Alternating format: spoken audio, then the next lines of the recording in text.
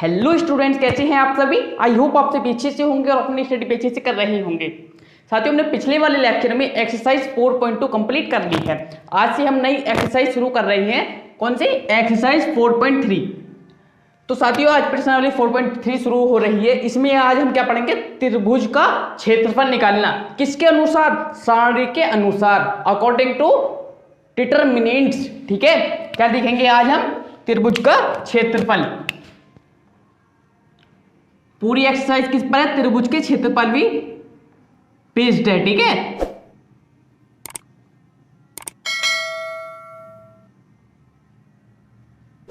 त्रिभुज का क्षेत्रफल, एरिया ऑफ ट्रायंगल।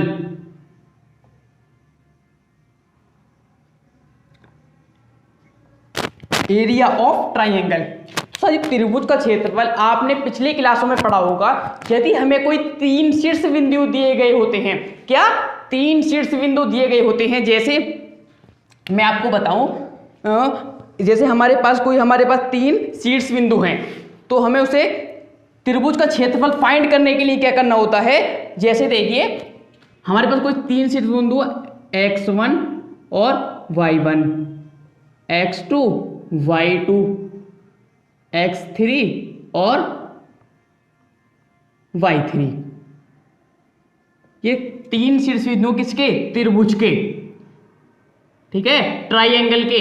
मान लेते हैं इसका नाम A है और इसका B है और इसका C है। इसका मान कितना? x1 y1 और इसका कितना होता है? x2 और y2 और ये x3 and y3। Clear students? यदि हमारे पास कोई तीन शीर्ष बिंदु दिए गए होते हैं, हमने पिछली क्लास में पढ़ा हुआ है, तो इसका क्षेत्रफल, त्रिभुज का क्षेत्रफल कैसे निकालते हैं? देखिए, त्रिभुज का क्षेत्रफल कैसे निकालेंगे? ट्राइएंगल का x1 into y2 minus y3 पढ़े हैं ना? ये पिछली क्लास में आपने ये पढ़े होंगे। x2 और y3 minus y1 and x3 y1 minus y2। Clear students? और ये किसके अपॉन में होता है? 1/2। ठीक है, इस प्रकार से क्या है, हम किसी भी त्रिभुज का क्षेत्रफल फाइंड करते हैं। एरिया ऑफ ट्राइंगल कैसे फाइंड करते हैं? इस प्रकार से। ठीक है, ये हमने पिछली क्लासों में पढ़ चुके हैं। लेकिन इस एक्सरसाइज में क्या करना है हमें? ये सारी चीजें, यानी ये त्रिभुज का क्षेत्रफल हम किसके अकॉर्डिंग करना है? सारणी के अनुसार। किसके अनुसार? सारणी के अनुसार। लेकिन यहां हमें त्रिभुज का क्षेत्रफल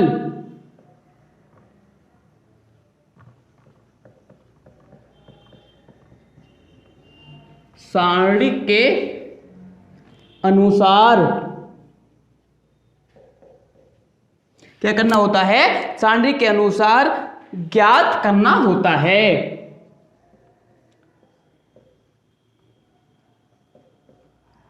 ठीक है, सारणी के अनुसार क्या करेंगे? फाइंड करेंगे। तो सारणी के अनुसार कैसे फाइंड करेंगे इसे? देखिए, ये हमारे पास क्या है? A, ये क्या है? B, ये क्या है? C। तो हमें त्रिभुज का क्षेत्रफल निकालना होगा अकॉर्डिंग टू डिटरमिनेंट। तो देखिए, इस प्रकार से सारणी को डिनोट करते हैं।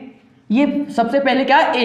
A का क्या है? x1 y1, x1 और y1, फिर x2 y2, x2 y2 और फिर क्या है? x3 और y3, x3 and y3। Clear student यहां तक? अब देखिए, उसके बाद में क्या है? इसके तीसरे स्तंभ पर यानी थर्ड कॉलम पर क्या है? 1 1 लगा देते हैं। इस प्रकार से क्या है, हम इसे डिनोट करते हैं त्रिभुज का क्षेत्रफल को। अब इसके फाइंड करेंगे तो कैसे होगा? देखिए, x जैसे हमने ये ले लिया C1 के अनुदिश, जैसे हम प्रश्न करते थे पहले, आपने लेक्चर्स में देखा होगा। तो देखिए कैसे करेंगे? 1/2। ध्यान देना, 1/2 क्या है? सबसे पहले, और उसके बाद में x1 ले लेंगे। x1 यहां से ये लाइन हट जाएगी, ये लाइन हट जाएगी, क्या बचेगा? y2 minus y3, y2 minus y3 और उसके बाद क्या है? माइनस, प्लस के बाद क्या आएगा? माइनस आएगा, पता होगी। x2 क्या आएगा? देखिए, ये लाइन हट जाएगी, ये लाइन हट जाएगी, y1 माइनस y3। कितना है ये ऊपर, y1 minus y3, y1 minus y3, और उसके बाद क्या है प्लस x3, नीचे लिख दूं प्लस x3। अब क्या आएगा, ये लाइन हट जाएगी, ये लाइन हट जाएगी, y1 minus y2, y1 minus y2। Clear students? तो इस प्रकार से क्या है, हम किसी भी सारणिक के क्षेत्रफल को यानी त्रिभुज का क्षेत्रफल फाइंड करते हैं, किसके अकॉर्डिंग, सारणिक की हेल्प से, सारणिक की सहायता से।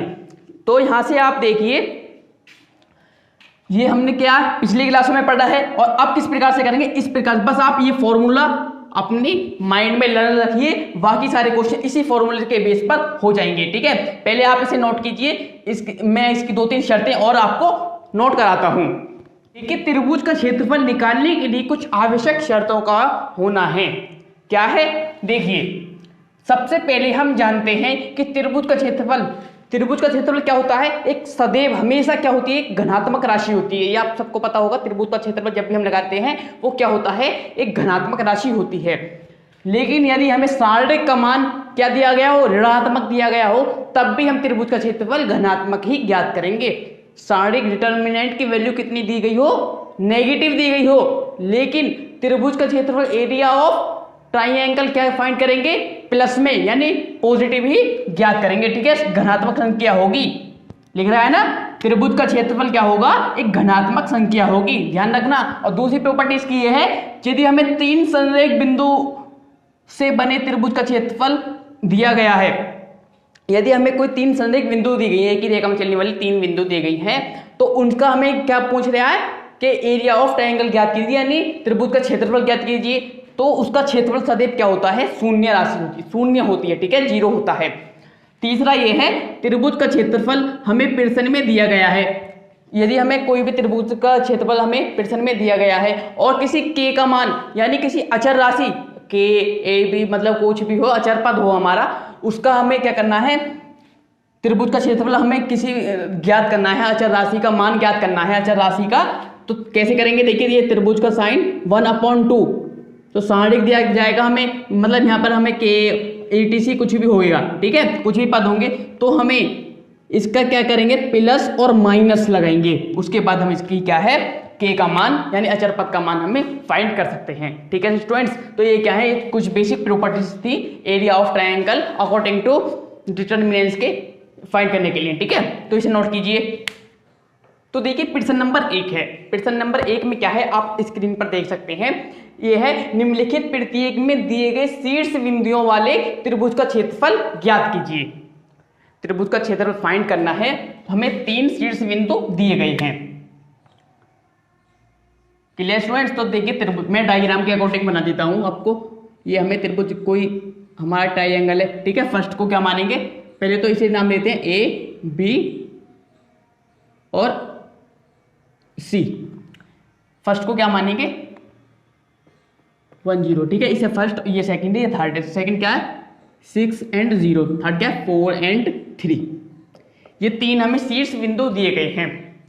तो हमें क्या करना है, त्रिभुज का क्षेत्रफल ज्ञात करना है। ठीक है, तो देखिए, सबसे पहले हमें किस फॉर्म में बनाना होगा, इसे हमें डिटर्मिनेंट की फॉर्म में बनाना होगा। तो कितना आ जाएगा, 1 0 6, थोड़ा इधर कर देते हैं, 6 0 और 4 और 3। ठीक है, और 1 1 इसके यहां पर आ जाएगा। मैंने आपको बताया साइड में यानी तीसरे स्तंभ में क्या लगा देंगे, 1 1 लगा देंगे। Clear students? और देखिए, 1/2 तो साथ में रहेगा क्योंकि त्रिभुज का क्षेत्रफल हम ज्ञात कर रहे हैं क्षेत्रफल के लिए। तो 1/2 आप क्या करना है, एक चीज देखिए, यहां पर कुछ भी नहीं करना आपको, R1 या फिर C1 किसी के भी अकॉर्डिंग आप क्या कर सकते हैं, प्रश्न कर सकते हैं। R1 के लिए कर लेते हैं, R1 के अनुदिश प्रसरण करने पर, R1 के अनुदिश हमने प्रसरण क्यों किया, पता है स्पेसिफिक क्यों, क्योंकि यहां पर 0 आ रहा है ना, तो 0 आ रहा है, इसलिए क्या है, हमें थोड़ी सी आसानी हो जाएगी इसे करने के लिए। तो कितना हो जाएगा, 1/2 यानी यहां पर आना है क्या, 1, 1 आ जाएगा, ए इसके इंटू में 1, तो ये लाइन हट जाएगी, ये लाइन हट जाएगी, क्या बचेगा 0 3 1 एंड 1, ठीक है। फिर उसके बाद माइनस कितना 0, 0 में तो इसका कितना भी लिख लो, चलो लिख ही देते हैं आपके आसानी के लिए। ये कितना हो जाएगा, ये हट जाएगा, ये हट जाएगा, 6 4 1 1, ठीक है। उसके बाद क्या है, थर्ड है 1, कितना है 1, तो ये लाइन हट जाएगी, ये लाइन हट जाएगी, 6 0 4 एंड 3। Clear students. अब देखिए 1/2 कितना हो जाएगा, 0 - 3, 0 - 3, और ये कितना हो जाएगा, ये तो -0 हो जाना है, खैर। और ये क्या है 6 - 4, और ये कितना हो जाएगा 6 18 - 4, कितना 18 माइनस, देखिए 4 की 0 में करेंगे 0, यहाँ से देखिए कितना हो जाएगा 1/2, ये तो हो जाएगा -3, और ये कितना हो जाएगा 6 में से 4 -2 और प्लस के 18, 6 में से 4, ठीक है, प्लस के, ये तो माइनस है, 0 की मल्टीप्लाई देखो 6 में से 0 वो 4 जाएगा, 2 बचेगा, 2 की मल्टीप्लाई 0 हो जाएगी, इतना हो जाएगा 0 हो जाना है, और ये कितना है, ये है प्लस के 18, ये प्लस के 18 1/2 और माइनस के 3, तो कितना बचेगा 15, किसके 15, तो कितना हो जाएगी हमारी त्रिभुज की वैल्यू, नीचे लिख देते हैं, त्रिभुज की वैल्यू कितनी हो जाएगी, 15 के 1 में गुणा कर देंगे, तो 15 1 15, 15/2, यानी 15/2 हो जाएगा, 15/2, तो क्या है त्रिभुज की वैल्यू क्या है हमारे पास 15/2, और ठीक है, इसमें उसमें कर लेते हैं किसमें, वर्ग इकाई में। यूनिट क्या होती है इसकी, वर्ग इकाई, स्क्वायर यूनिट, ध्यान देना, क्या स्क्वायर यूनिट, 15/2, तो क्या है प्रश्न नंबर एक पहले का फर्स्ट पार्ट कंप्लीट हो रहा है। देखिए सेकंड पार्ट में क्या है 2 7 1 1 10 और 8, सेकंड पार्ट आप खुद करना है, ठीक है। सेकंड पार्ट क्या है आपका होमवर्क है, थर्ड पार्ट में करा देता हूं, इसे नोट कीजिए। देखिए प्रश्न नंबर 1 का थर्ड पार्ट है, इसमें भी क्या है 3 हमें शीर्ष बिंदु दिए गए हैं, एरिया ऑफ ट्रायंगल ज्ञात करना है। तो देखिए इसे क्या मान लेते हैं, इसे मान लेते हैं ए, इसे मान लो बी और इसे मान लो सी, क्योंकि त्रिभुज के नाम देने हैं ना हमें तीनों शीर्ष बिंदु के। तो ए क्या मान लिया हमने -2 और -3, -2 और -3, बी क्या है 3 और 2, 3 और 2, सी क्या है -1 और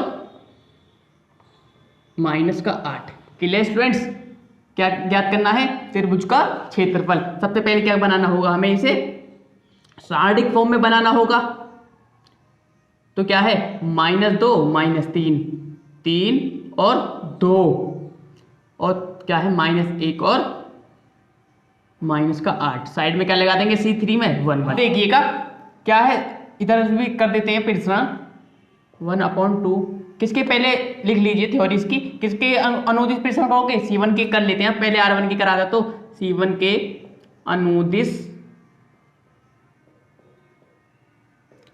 प्रसारण करने पर, C1 के अनुदिश प्रसारण करने पर, तो यहां से देखिए 1/2, C1 के अनुदिश प्रसारण करेंगे तो कितना ही है -2 है, कितना इधर लिख लेते हैं -2, ठीक है, और ये हट जाएगी लाइन, ये हट जाएगी, क्या बचेगा 2 -8 और 1 1 1 1, उसके बाद क्या है -3 हो जाएगा, ये लाइन हट जाएगी, ये हट जाएगी, क्या बचेगा -3 -8 1 1, उसके बाद ये कितना है -1, यहाँ से देखिए ये लाइन हट जाएगी, ये हट जाएगी, कितना बचेगा -3 2 1 और 1। यहाँ देखिए स्टूडेंट्स, इसे पहले ब्रैकेट क्लोज कर लेते हैं, त्रिभुज का 1/2, 2 की 1 में करेंगे कितना होएगा 2 8, और ये -8, माइनस माइनस क्या हो जाना प्लस, तो 10 हो जाएगा, 10 की 2 में करेंगे कितना हो जाएगा -20, क्योंकि भर माइनस है, तो 2 और प्लस के 8 कितना हो जाएगा, क्योंकि देखिए एक चीज देखिए 2 की मल्टीप्लाई आप 1 में करोगे उसके बाद क्या आता माइनस, और -8 की मल्टीप्लाई 1 में करोगे तो -8, माइनस माइनस क्या हो जाएगा प्लस, 8 और 2 10, 10 की मल्टीप्लाई 2 -2 में करोगे तो -20। क्लियर स्टूडेंट्स, ऐसे ही 3 की 1 में करोगे और -8 की 1 में करोगे, 3 की किस में, 1 में, और 2 की 1 में। यहाँ से देखिए ये कितना है, -3, माइनस ये तो कितना हो जाएगा, -3 हो जाएगा, और फिर उसके बाद माइनस लगाते हैं और ये -8, तो ये माइनस माइनस क्या हो जाएगा, प्लस, ठीक है, कितना हो जाएगा, -3 और +8 +5, कितना हो जाएगा, +5। अब ऐसे ही ये कितना माइनस, यहाँ से देखिए ये कितना हो जाएगा, -3 और 2 एकम 2। यहाँ से देखिए -3 और -2 कितना हो जाएगा, -5, और त्रिभुज का मान कितना हो जाएगा, 1/2, ये कितना -20, और 5 तिया 15, ये -15 हो गए, और ये माइनस बाहर है और माइनस अंदर, तो माइनस प्लस। Clear students. अब यहाँ से देखिए त्रिभुज का मान कितना होगा, 1/2 -20 और +15 कितने, 35 हो गए, -35 और +5, माइनस के कितने बचे, 30 बचे। जब हम 2 को 30 से काटेंगे तो कितने बार, 15 बार, 2 30 के कितने बार कटेगा, 15 बार, तो कितना आ गया, -15 आ गया। लेकिन आपको क्या करना है, मैंने आपको प्रॉपर्टी में पहले ही बता दिया है, त्रिभुज का क्षेत्रफल हमेशा पॉजिटिव लिखा जाता है, ठीक है। तो त्रिभुज का मान कितना आया, 15 वर्ग इकाई, यूनिट लिख लेना, वर्ग इकाई। Clear students. तो साथियों आज 4.3 का एक्सरसाइज कौन सी चल रही थी, प्रश्नावली 4.3, तो इसका आज पहला लेक्चर कंप्लीट हो चुका है। यदि आपने इसके पिछले लेक्चर्स नहीं देखे हैं चैप्टर 4 के, तो मैं नीचे डिस्क्रिप्शन बॉक्स में लिख दे दूंगा, आप वहां से सारे लेक्चर जरूर देख लेना। साथियों वीडियो पसंद है तो वीडियो को लाइक कीजिए, शेयर कीजिए, और अब केमिस्ट्री की क्लास भी आपकी शुरू होने वाली है। यदि आप चैनल पर नहीं है तो सब्सक्राइब करके बिल्कुल भी घंटी बजाना तो मत भूलिए, क्योंकि केमिस्ट्री की जब क्लासेस और अब मैथमेटिक्स की आने वाली जितनी भी क्लासेस होंगी उसका नोटिफिकेशन आप तक पहुंच जाएगा। साथियों मिलते हैं अगली वीडियो में, तब तक के लिए गुड बाय।